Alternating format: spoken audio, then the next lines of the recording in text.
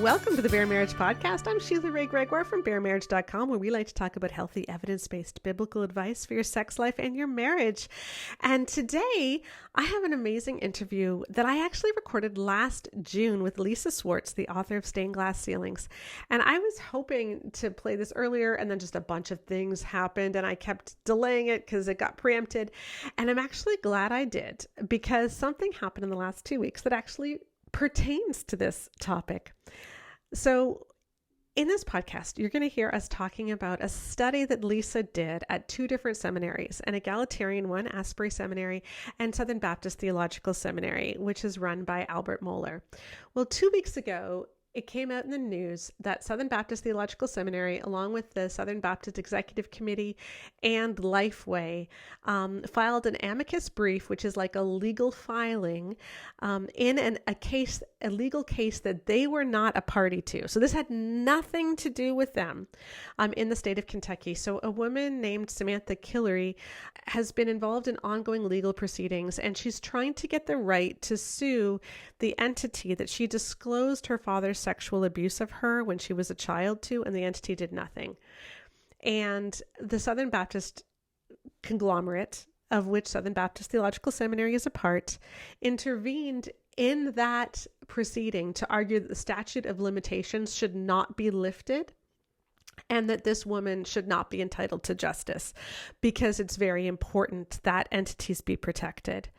So even though the SBC has been saying that it cares about sexual abuse victims, it is actively behind the scenes making sure that victims cannot get justice.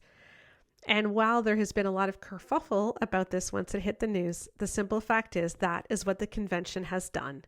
And I think that is the fruit of what Southern Baptist Theological Seminary stands for. And so we're going to hear about that in today's podcast. Before we get started, just a bit of a shout out to our patrons who help me not get too upset when things like this happen and I feel my blood boiling.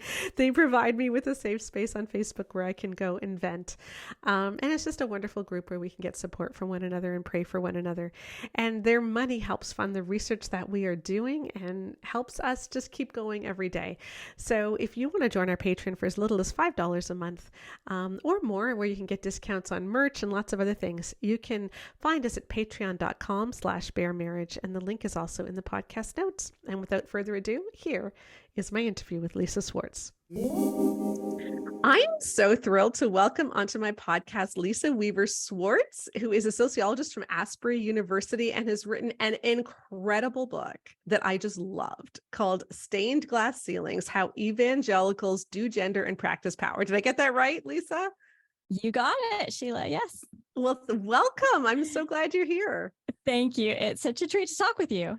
Yeah, I heard about your book on Twitter because Beth Allison Barr was raving about it. And I'm like, I need to read this. And so I read it. I got it and I read it on a plane ride all in one go. And I was just taking notes furiously. So it was wonderful. I really appreciate it. So let me just set this up.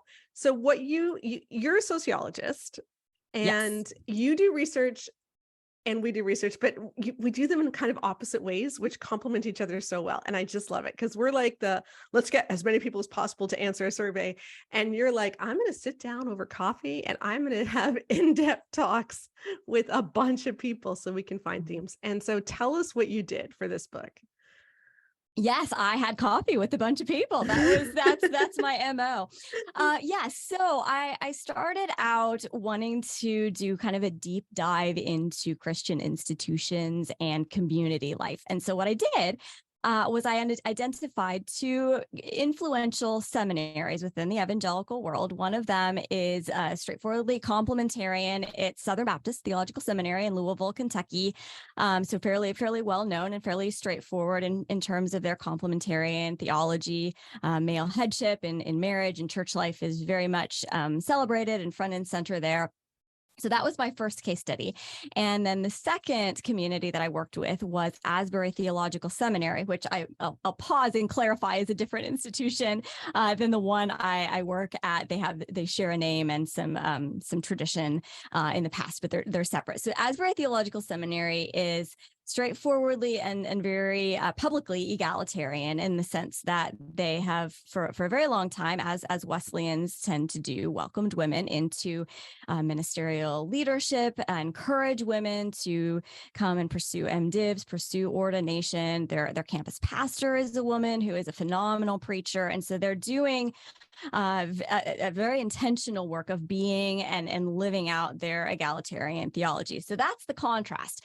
And so I did exactly what you said, had coffee with a number of students at each place. It interviewed not only students, but faculty and some administrators to get a sense for really the cultural construction of this theology, because so much work has gone into the theologies, right, in both Christian egalitarian and Christian complementarian groups. But I really wanted to understand kind of the consequences for the cultural processes of the community, how it works itself out in the lives of these people who are preparing to be the next generation of leaders for the evangelical church. Right. So interesting. Now, before we get started, I know a question that all the listeners are going to be wondering is, where was the revival? Of course. That was at the university where I teach. It actually, it started just about 20 feet from my classroom. And so I heard it go down. My office is right down the hall, and we could have a whole nother conversation about that one. Okay. So it wasn't at the place that you interviewed people. It was where you work. So just want that clarified right off the bat. Okay. Let me just state what I think is your thesis from the book. And then what I really want to focus on is the Southern Baptist one, because I pulled a bunch of quotes that I think are super interesting, and I want to get your reaction to them. But here's what you said. While women in both communities find creative ways to thrive, they often find it necessary to participate in their community's male centering if they wish to succeed in churchly spaces. And honestly, I found this so interesting. Like, you would expect that at the SBC seminary. Right. I wouldn't have expected it at Asbury. And I thought that your analysis of that was really interesting. And maybe I'll try to leave some time to focus on that at the end, but I really do want to focus on Southern. But what you were basically saying is, just because it's egalitarian doesn't mean that women are going to thrive and are going to succeed in those spaces. Yeah, that was a bit of a surprise for me too, I guess.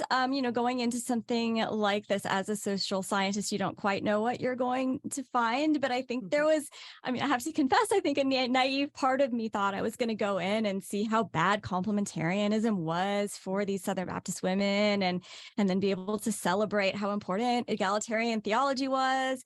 And to some extent that is true. But as I really sat with what I was seeing, the patterns in how the women at Asbury were talking and describing their lives, their vocational trajectories, they just had this struggle that they themselves struggled to put a name to. They had trouble identifying why they were insecure, why they were struggling. And so I really had to sit with what was really going on below the surface, because they had this very empowering theology, which I think is the thing that surprised me the most, is that I thought I was writing a book about how important theology and religious ideas are.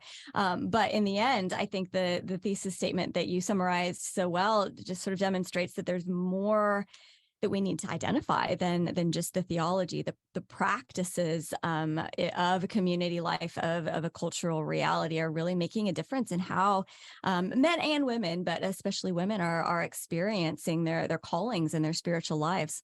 Mm-hmm. And a lot of this actually picks up on a podcast I did at the end of the last season with Todd Corpy, which is, just because you're egalitarian doesn't mean that there aren't still barriers for women. And maybe I'll just get to it now, because we've already brought it up. But like, what you were basically saying is that at Asbury, they celebrated the way that Jesus and Paul treated individual women, and they celebrated the equality of women as individuals.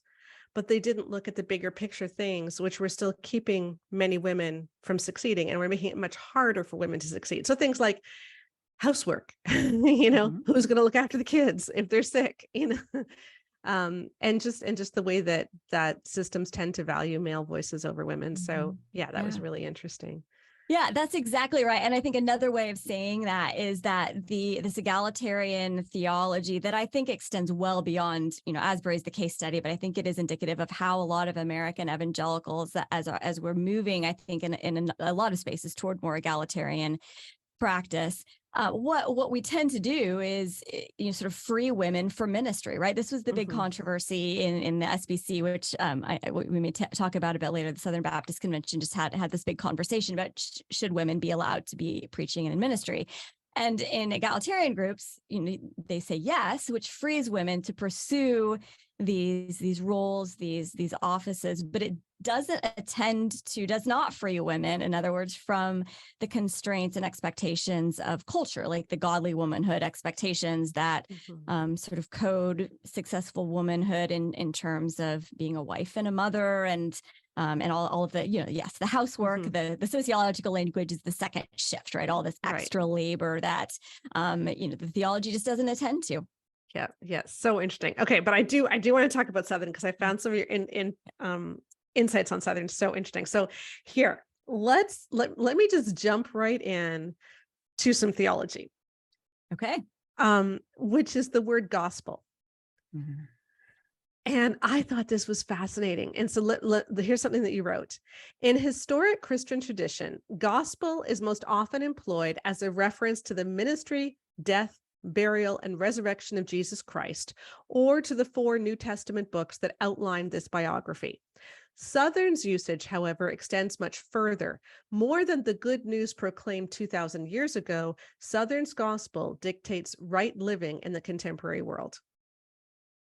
I thought that was fascinating. And I've seen this phenomenon too. When they talk about they don't believe the gospel or they're a gospel believing church, they don't mean anything about Jesus's death or resurrection. They mean gender roles.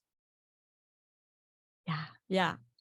I thought that was so interesting too. Just the amount of times I heard the word gospel in so many different contexts, and it's not just gender roles. They're using it for this kind of holistic story that they tell about how humans should live.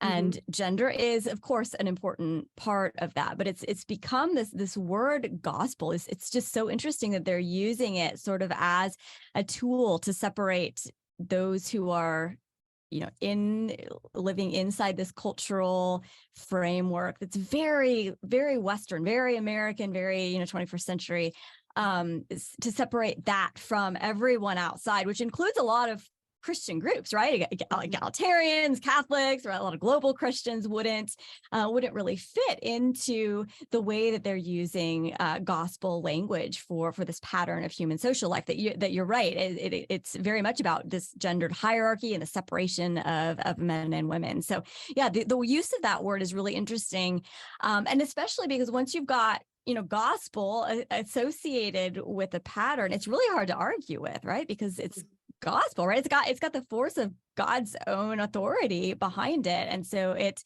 just sort of solidifies it as a part of the imperative of Christian life.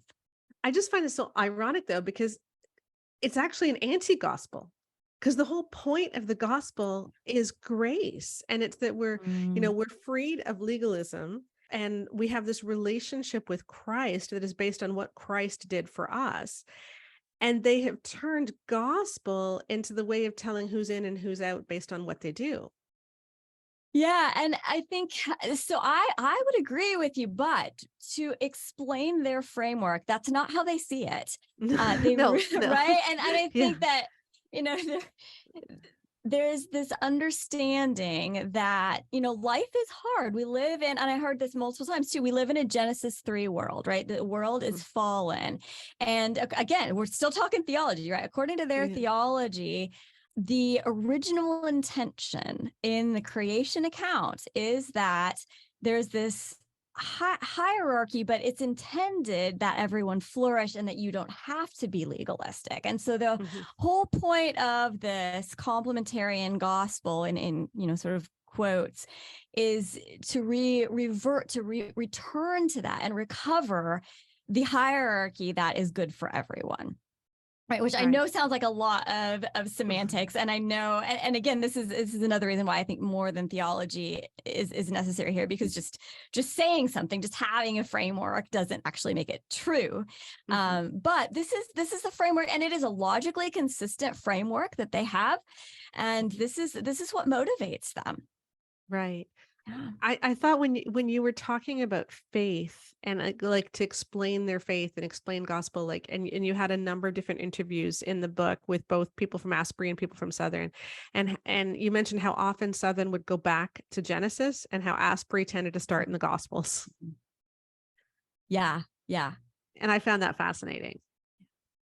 You know, that the life of Jesus, and you actually say here, wait, I actually have another quote about this. When you asked the students at Southern about Jesus, you said this: pervasive use of the word gospel notwithstanding, Jesus' life and ministry are much less relevant than the creation account to Southern's gendered narrative.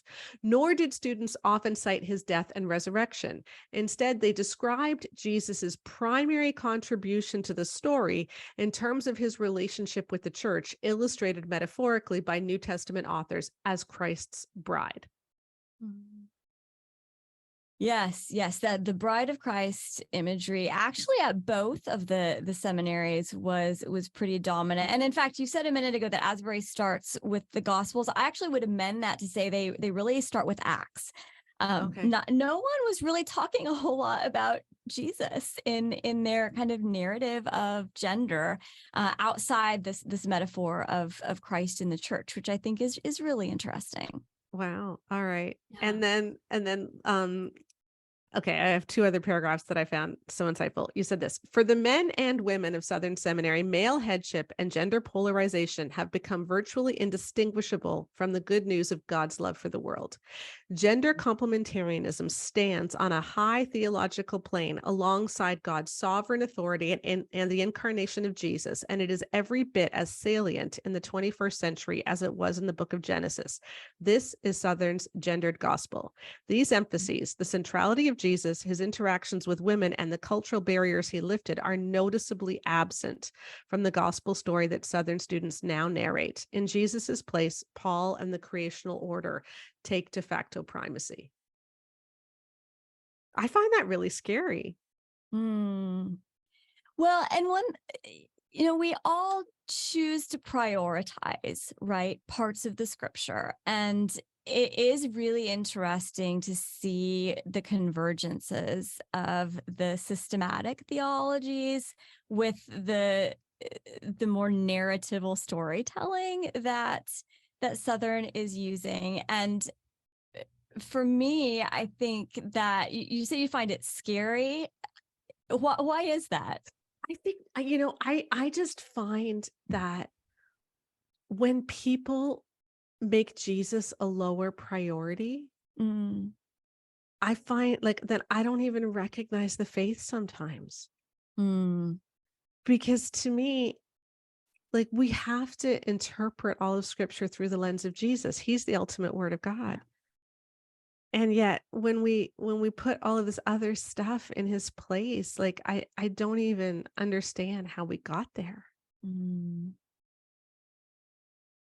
Yeah, and I think that is really important, because you have to have something at the center of our understanding of the Bible and of the Christian faith, right? Because the Bible itself, it's an ancient text. It's full of complexities and even apparent contradictions, because it's not a cohesive whole. And so that's the work of a lot of these religious leaders and seminaries, is to make sense of this ancient text.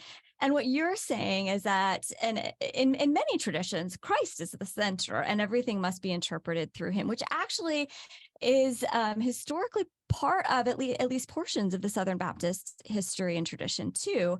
But I do think we're seeing some of that pivot and other notions, and maybe this notion of gospel in its new form is perhaps becoming that pivot point even more than the story of Christ. I don't think that anyone would acknowledge that, because atoning work of Jesus is still so central to Southern Baptists and to Southern Seminary. But I think if we would do a historical look over time at the emphasis that goes into just the amount of discourse and energy that goes into talking about complementarianism versus the energy and discourse that goes into looking at the work of Jesus, it would be really interesting to see if we could see some shifts there. I suspect that we could. We need some historians to look into that, maybe. Yes. Hey, Beth. And as you were talking about Southern Seminary, you talked about this quite a bit. You gave the history of the seminary and how they used to actually have female professors who were egalitarian, and male professors who were egalitarian. Yes. Yeah. And there was a big purge. The story of Southern. Yes, the story of Southern Seminary is a very complicated one. And as recently as the 90s, it was a very different place where egalitarian theology was actually dominant. It was known for its stand on civil rights and for empowering women to ministry.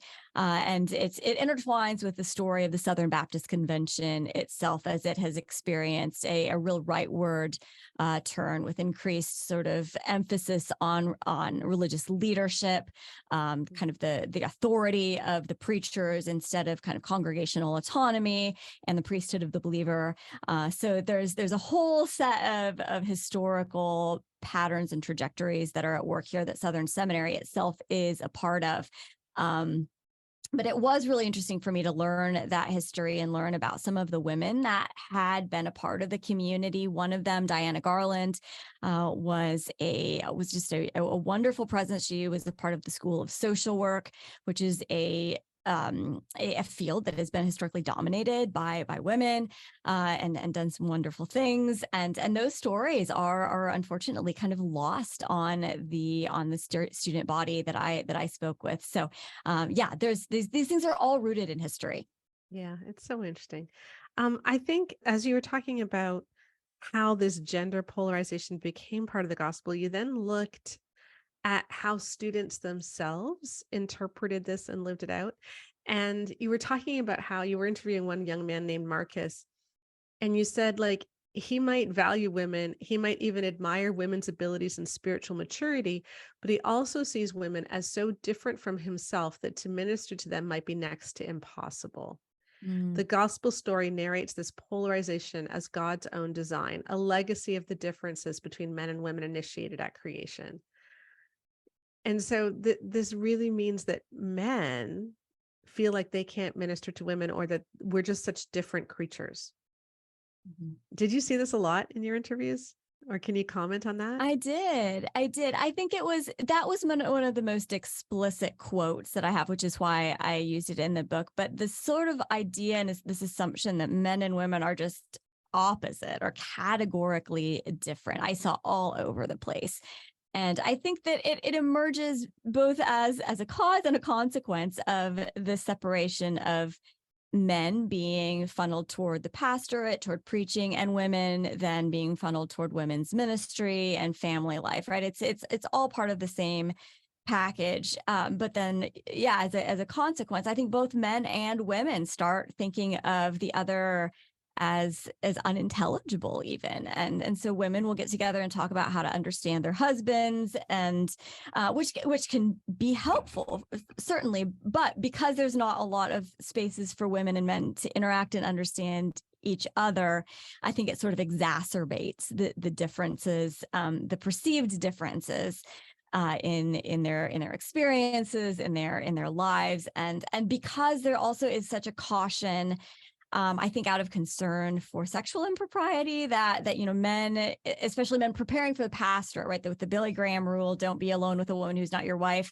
I think there's fear of even trying to understand, for men, of trying to understand women, and perhaps for women too, of trying to understand men. Women's fear is more that they will be maybe perceived as seductresses, right? Right. There's this fear, and I have a couple of personal stories in the book too of how men were just very cautious about making sure the door was open when I was in their offices. One of them was kind of panicked; he didn't know if he should close the door or not when I was standing in the doorway. They just don't have. It's just not in their practice. It's not in their communities.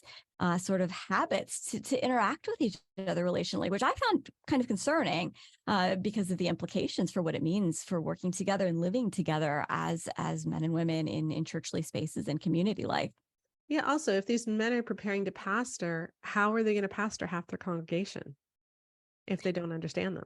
Yeah. Well, I think, and that's where the women's ministry comes in, right? In this framework, men will do the preaching and the teaching, and that's a performative act. But I think that in some ways, the gifted women are, they don't expect to preach and teach and pastor, but they do expect to carry a lot of authority and a lot of responsibility in women's ministry.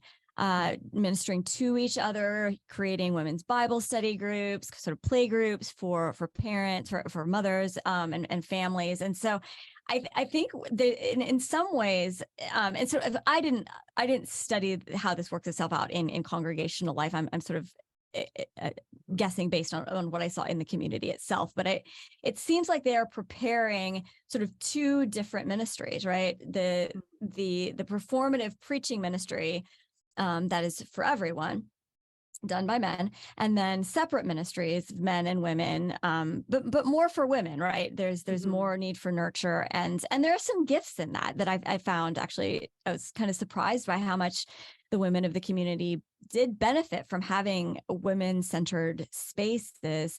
But it does continue that polarization, and has for sure implications for congregational life. Yeah, because I think, and you make this point too, that Southern celebrates androcentrism, so men being at the center. They don't try to Yes. hide it, which I find, like everywhere else in society, they're trying to deny that it exists. They're saying, no, we don't center men, or no, we don't think men are the main deal. But Southern actually celebrates that, Right, like, right. which I find so weird. Like, and you said in an androcentric context, to be man is to be human, to be woman is to be other. Mhm. And so I understand what you're saying, how women are in women's ministry, so that ministers to women, and men are doing the performative. But if they're doing the performative and they don't feel like women are their main people they're preaching to, like Matt Chandler once said, that he preaches to the men. It's not to the women. He preaches to the men. The women can learn at home. And I'll find the clip and I'll put it in the podcast notes. But that he feels called to preach to the men. And again, that's saying that half your congregation who's listening to you, they're not the center. Mhm. In fact, more than half, because more than half of people in churches are female. So yeah, I find that really strange. Yeah.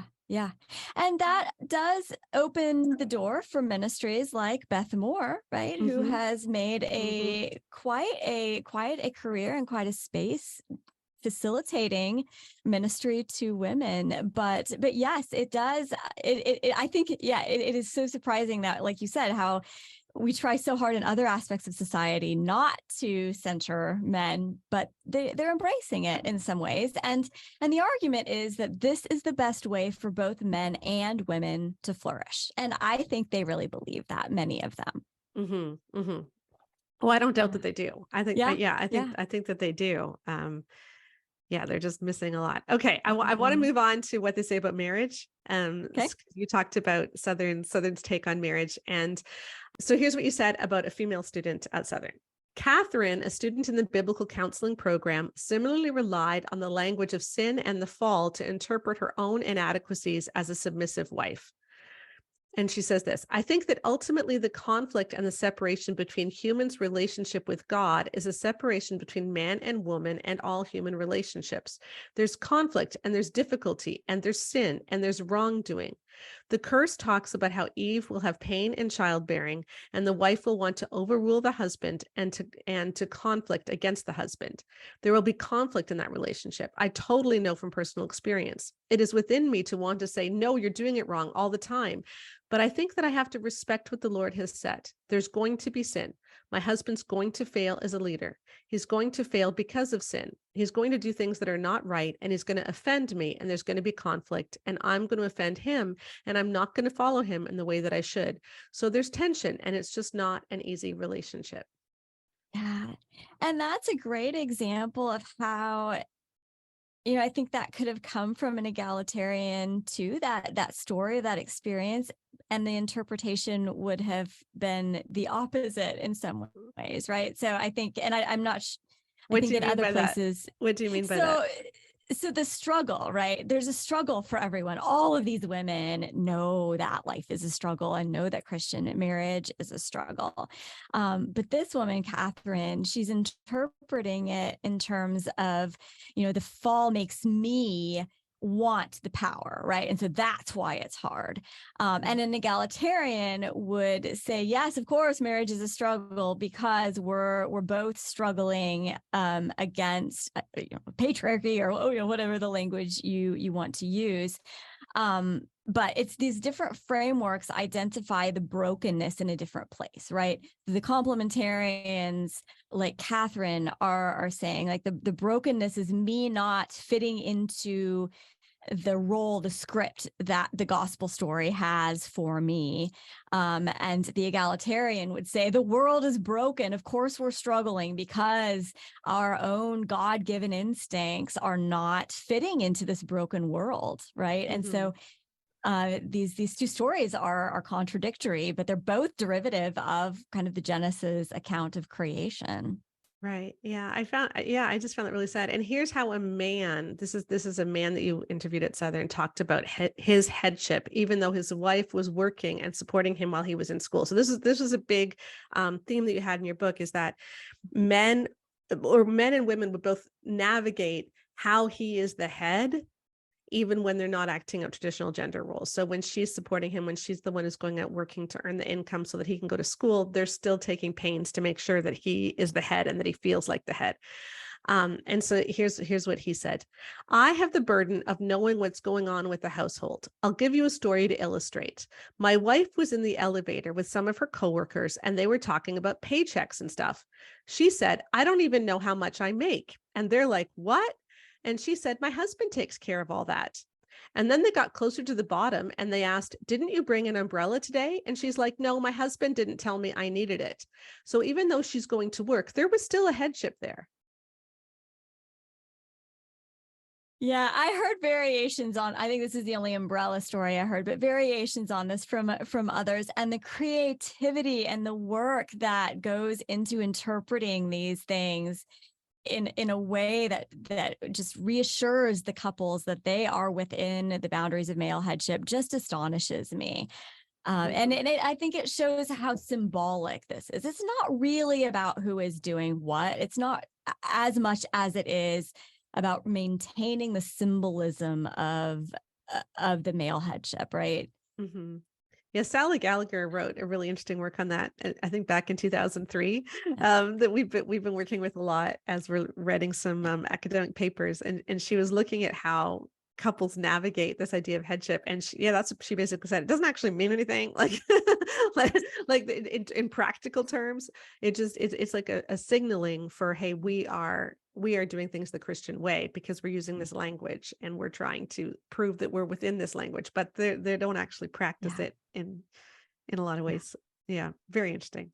Yeah, and it's all part of the story, right? That they're telling. And this is one thing that really surprised me, that this is seminary, they're all into theology, especially Southern. Systematic theology is a big deal in those networks. And the students knew systematic theology, and they could give me all of the nuances of it. But what really compelled them was this overall story that they could fit themselves into and find themselves aligning with. And they called it the gospel story, which we've already talked about. And so little details of their life, like carrying the umbrella, like eating different kinds of food. The campus cafeteria or little kind of sandwich shop had a sandwich called the He-Man sandwich because it was full of meat, right? That had the implication that, they could identify with Adam working the ground as they're, writing their paper neighbors in this, suburban setting, right? So these little details are really like, it's in some ways it's kind of easy to laugh off the umbrella and things like that. But it's all of these things put together is allowing these religious actors to put themselves into the story of the gospel, the story of the Bible, that is really what is codifying all of this belief. So those little symbolisms, and they are just symbolic, but they're incredibly important. Yeah. Although I have to say, not knowing how much you make and not knowing anything about the finances, I just need to throw this in there. That is not a safe thing. What if you are in a car accident? What if your husband's in a car accident tomorrow and you don't know where the finances are? Like, everybody needs to know how much money you make, where the money is, how much you owe. You need to be able to find your bank statements. Even if the other spouse does the finances, it is not okay for you not to know about it. Okay. Just had to throw that in there. And by the way, you can decide for yourself if it's going to rain and bring an umbrella. You're a big girl. Okay. Hoops that they jump through to make a very strong case, or they think they're making a very strong case that they still believe women are equal. Yes. It's just different roles. So equal value, different roles. And this formula allows men to denounce misogyny and even claim the language of equality and human flourishing while still owning headship authority in both marriage and church life. I've always found that fascinating, how people can argue we're equal, but I make the decisions. I have the authority. I get the final say, and you're not allowed to teach me. Like, how is that equal? Yeah. How do they navigate that? Yeah, this part was so frustrating for me just because it's such a mantra, this equal in value, different in roles. I heard that over and over and over. And it's I think where I started to begin wondering if the story is not about theology, if it's more, if there's more to it than that, which of course I ultimately ended up concluding that it's about far more than that, because you can't just say something and make it be true. Like, this is what they want to be true, right? It's an aspirational statement that women are equal in value but different in roles. It's what they want. But as soon as you start looking at the processes and the practices, as you said, the women are not teaching, they are not preaching, they're not leading, they're not speaking in authoritative ways. So clearly it's not working itself out. But I think, I think, so part of your question, I think, is how do they make sense of all of those discontinuities? And I think part of it is what we were talking about earlier with the Genesis creation account and the fall. When they come up against something that's not working well, or a discontinuity or a tension, there's actually a very obvious reason why. It's because you're not doing it right? The fall makes it hard for us to live up to our manly expectations as men, and it makes it hard for women to submit as we're called to. And so we just need to do it better. Right. So the blaming of the fall for the inadequacies. And so again, it's a logically coherent and consistent framework in its theological discursive forms. But there's so much discontinuity with how the social life and practical realities of culture are working themselves out. Yeah. And I find the whole thing so strange too. Like, if you say we're equal and valuable, we have different roles. The thing about the roles that I always think, okay, so in complementarianism, there are things that men can do that women can't. But there are not things that women can do that men can't, unless you count having babies. But that's not a role, that's a function. That's like a biological function. Right. And so it's like, no, it's not actually different roles. It's just restricting women. But they won't say that. They would say, I think, that ministering to other women is the role that women can play that men can't, right? Because of the polarization. Yeah. But yes, I think because headship is a role for them, right? Yeah. Yeah. I find the whole thing. Yeah, except that men can write books to women, but women can't write books to men. I was told that when I started writing marriage books, is that you can write a book, but whereas how many men have written marriage books to couples, but women aren't allowed to write marriage books to couples. In fact, like, now we're doing it. Now people are buying them, and I'm so happy that men are buying our books. But when I started out, that's what publishers told me. So wow. Yeah. That's part of the package. Okay. So tell me about some of the women that you interviewed who were students at Southern, who were single, and their experience, because they really didn't fit in anywhere. Yeah, these were some impressive women. I think to get to that point of enrolling at Southern Seminary as a woman, they had stories and they had some life experiences that made them just really impressive people. So there were sort of two different kinds of women that I interviewed there. One was enrolled in the biblical counseling program, and this is interesting because it is not an accredited counseling program. You can't go out and be in private practice. The only thing that these women were going to be able to do would be to work on a church staff. Again, of course, under pastoral authority, which means under male headship. So that was kind of the one category of academic program that was really encouraged for women specifically. You can learn to mentor and counsel other women. The other students, the women, and I had to work hard to find these because there were not many of them, but there were some who were enrolled in biblical studies or MDiv, Masters of Divinity programs. They would not seek ordination, but they could be and were welcomed, at least in some of the materials to do that. And so the ones that were in the MDiv programs were the ones that were the most interesting to me. They were so impressive, Sheila. It was just amazing to meet some of them. And I'm thinking of one in particular that was probably the most impressive student that I met at Southern. And I met a lot of students, and she was really navigating a lot because she was just so clearly built to be a leader. And I mean, she could have run institutions, but she, of course, was also within this system that told her that biblical womanhood means you get married, you have a family, you serve women through those mechanisms, you do the women's ministry where you paint the pumpkins and things like that. And it just did not fit her. And the one quote that I'll always remember for her is she was talking about her personality and her drive. And she said, I've always wondered if maybe just God messed up or if it's my fault that I have this personality, because I just have this drive to want to lead things, to make things happen, to do things. And she was starting to make sense of it and I think she was the one that it was talked quite a bit about how she was praying for a husband, praying for someone to lead her, and someone who, because again, in this world, you really need to be married to have the opportunities, even to lead in women's ministry. It just gives you a bit of credibility that is necessary.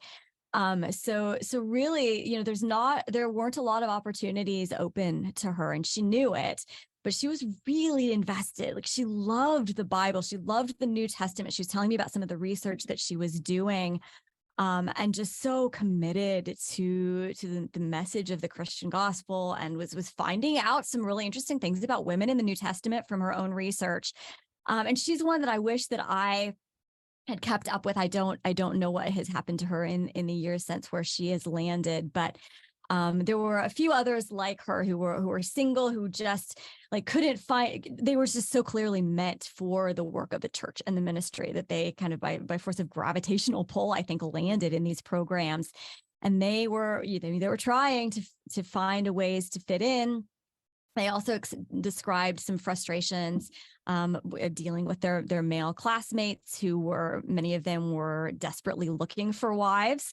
Others were already married and wouldn't talk with them, wouldn't sit beside them in class out of, I think, fear of impropriety or perceptions.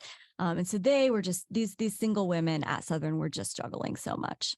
Yeah. In our focus groups for our book, She Deserves Better, when we looked at women's experiences as teenagers and messages they heard growing up, one of the subgroups that we identified that we were really surprised about was women, just like this woman that you mentioned, were actually quite likely to marry abusers because they had been told their whole life, you need to marry someone who's your leader.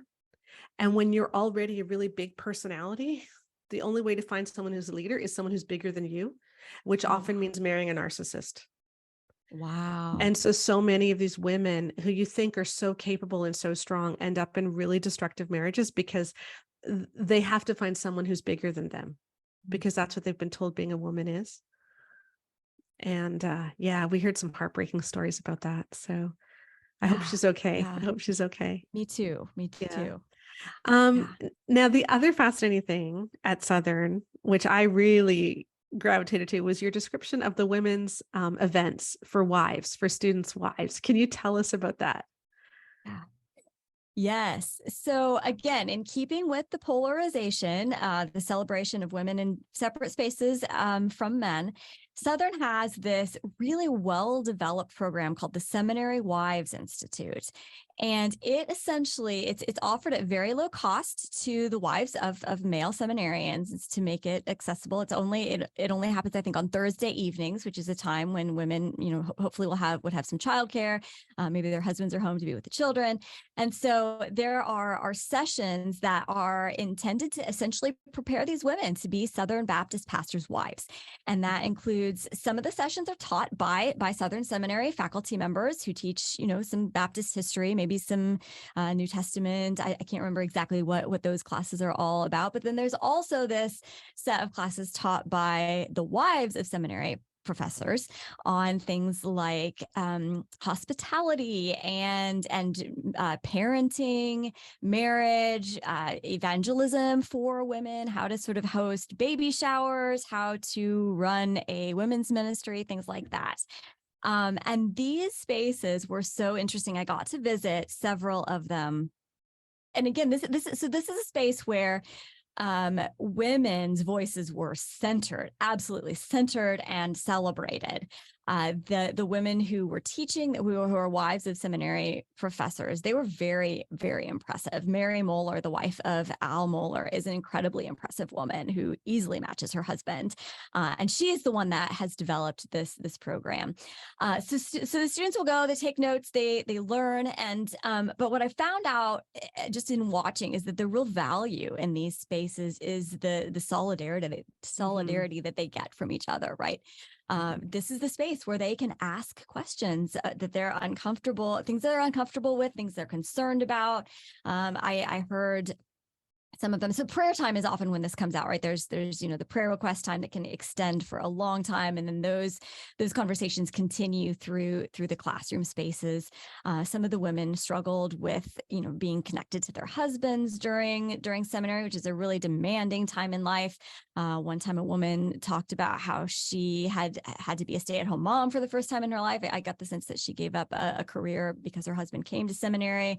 And I just watched the flood of empathy and caregiving and nurture that happened in those spaces.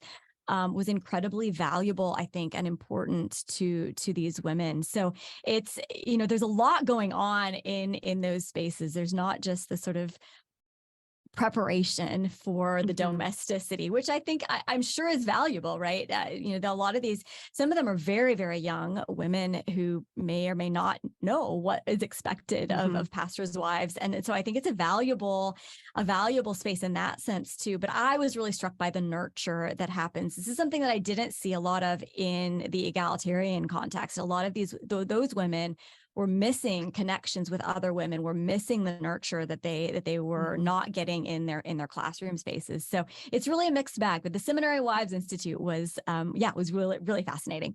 Yeah. And I really related to that. When I was a young mom and we moved to a small town where I live now, where I still live, the first way that I got plugged in was going to a women's Bible study, and it was incredible. There were older women there. I got mentored. People realized I was a good speaker. And so even when I was in my late 20s, early 30s, they were having me lead stuff. Like it was very empowering. I made some great relationships, even though it was in a complementarian space as well. And that is something that is really valuable. Like women getting together and talking, and having a place where you do have community, especially with older, more experienced women, which we don't always have in some of these spaces. Which really brings me to, I think, that one of the conclusions that you made in the book as you looked, and I know we haven't had time to go into, we've talked all about what you said about Southern. You said just as much about Asbury, but we don't have time in this podcast to go into it. But I highly recommend that you pick up Stained Glass Ceilings. Just your description of so many of your interviews is so just really, really interesting. And many of you will recognize yourself in a lot of these interviews. But one of the things you were saying about, whose view of gender is going to keep going? Like is going, how are these seminaries going to perpetuate their view of gender? What's going to happen in the future? And you said like what Southern has that Asbury doesn't is they're getting their women together in community so that they're in this really strong place so that they can continue what they're doing. But that also has a weakness for complementarians, because you've raised this generation of women who know their Bible and who are getting together regularly to study their Bible and who care about each other. And all you need is one or two women in each of those groups to go, wait a minute, this isn't okay. And you have all of these spaces where women hang out that can now become the force for change. And so that while Southern has this real strength in how they've codified everything is internally consistent, they also have this big weakness in that women are getting together where men aren't, and they're studying the Bible together. And that could actually end up being what brings down their view of gender. Mm-hmm. Yes, they have the tools. They have the tools. Yeah. And isn't that kind of what happened to Beth Moore? I mean, for sure. Like, she was trying to stay in her lane. She was trying to stay in her space. Absolutely. But the bigger they got, the more of a threat she became, and the more she spoke out against sexism in the church and in politics, the more that she became seen as a threat. And she was largely pushed out. She didn't leave, she was pushed out. But she brought a lot of those women with her, because there was this group that talked, and it was separate from the church service. It was separate from what men control. And I thought that was really interesting. Mm-hmm.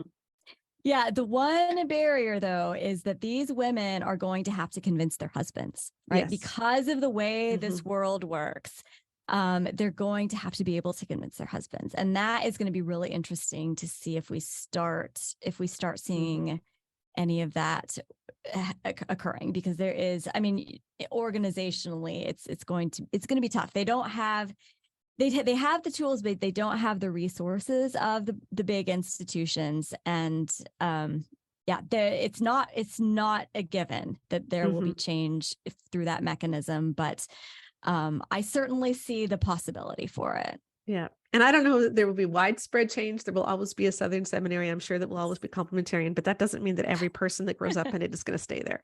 And I think that's what we're going to see. Oh, for sure. And I'm confident that is already the story at Southern Seminary. I mean, I know even some that I have interacted with through my field work have deviated, at least in some ways, from what they learned there, and have become activists in some ways against it. So anytime you have an institution that's got such a small circle around its identity, you're going to have dissenters. Yeah. Interesting.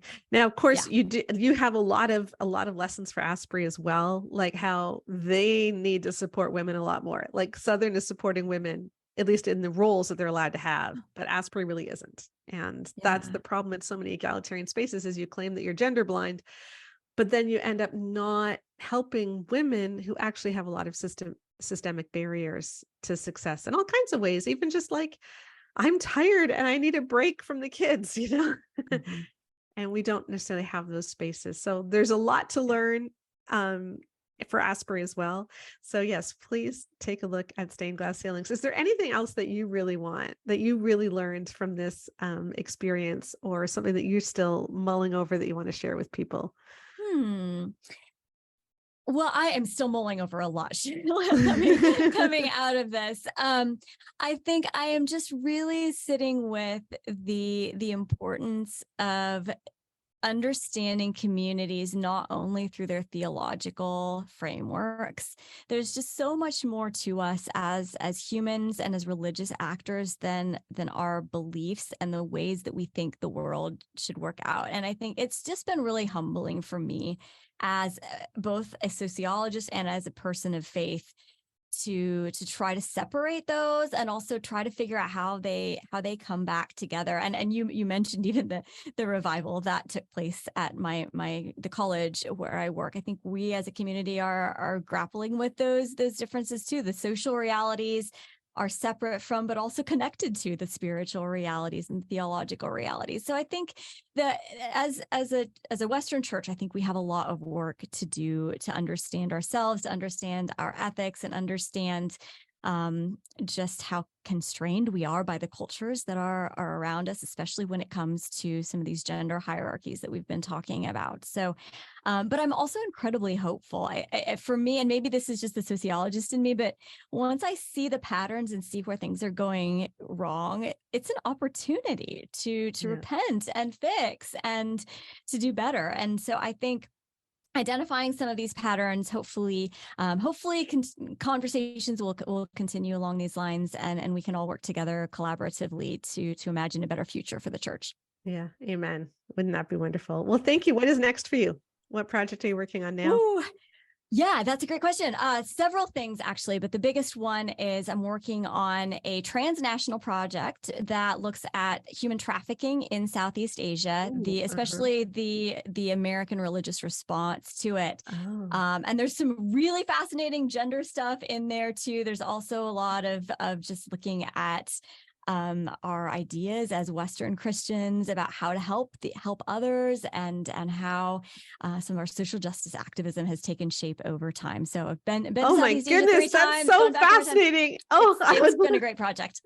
I need to come to wherever you are. Where are you? Are you? I'm in Kentucky. Kentucky. I need to come to Kentucky and have a coffee with you sometime. Oh, I would love that. You are welcome anytime, Sheila. Well, thank you so much for spending time with us today. Where can people find you? So I am on social media, kind of limited presence on Instagram and Facebook, and a little bit on Twitter as just Lisa Weaver Swartz. Pretty easy to find there. Website is lisaweaverswartz.com, so you can find me there too. Okay, and I will put links to that and to the stained glass ceiling. Great. So thank you so much. Thank you so much, Sheila. This has been great. I so appreciated our conversation, and I invite you to check out the book. Again, there's a link in our podcast notes, and thank you to Lisa for coming on. Before we go, I just wanted to read some of the more recent reviews that have come in on Amazon for She Deserves Better. So I just pulled it up on my computer, and I will read this one. Spot on, and it couldn't have come at a better time. If you've ever struggled in a church environment and wondered why it's okay for male and female leadership to treat you like trash for speaking up against abuse, this is the book for you. I was shunned. I was treated like repeatedly being assaulted was my fault for not meeting biblical dress code and behavior standards for women because I spoke my mind and wore crew neck t-shirts and loose-fitting Carhartt pants. After all, if I would just shut up, submit, and wear ankle-length cumbersome skirts like every woman in the congregation seemed to enjoy doing, it wouldn't have happened. I'm still in the thick of it. If you're reading this, please pray for me as I try to navigate this mess and present my case and build on the foundation I learned in She Deserves Better. If you're tired of wondering if you really are somehow less than everyone else and that maybe Jesus sees you this way too, it's time to break free. I would recommend this book to anyone who's questioning the toxic teachings that have been shoved down their throats by the church. You're not radical for thinking there's something wrong. You're not crazy, and you're not the only one who's noticed there's a problem. I love that because that's really what we're trying to do in this movement is we're trying to help people see you are not alone. There are so many people who feel this way. And even though you may feel alone in your church, there's actually a huge army of us out there who are realizing the stuff the church is teaching looks nothing like Jesus right now. And we need to do better. We need to do better. The church needs to do better. And I believe the church can. You know, I've landed in a really healthy church. Rebecca's landed in a really healthy church. Like we're in good places. As Nagma Panahi said on a recent Bare Marriage podcast, God is building the church on broken women. And a lot of us have been broken. You know, some of us went to seminaries like the ones that Lisa was talking about that broke us down and made us feel like we weren't enough because we were women. But that's not the voice of Jesus. And I think Jesus's voice is coming through loud and clear in this culture because this is a time of change when God is shaking the church, and I'm excited to see where the church is going to end up. So thank you for joining us, and we'll see you again next time on the Bare Marriage Podcast. Bye-bye.